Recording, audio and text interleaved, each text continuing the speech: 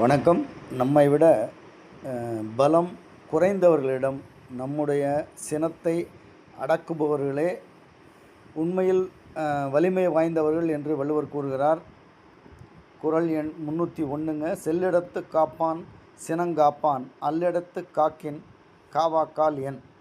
அதாவது தன்னை விட வலிமை குறைந்தவர்களிடம் கோபம் வரும்போது அதை அடக்கிக் கொள்பவனே உண்மையில் கோபத்தை அடக்கியவன் ஆகிறான். வலிமை மிக்கவர்களுடன் கோபத்தை அடக்குவதால் ஒரு பயனும் இல்லை. அவர்கள் நம்மை எளிதில் அழித்து விடுவார்கள் அல்லது வென்று விடுவார்கள்.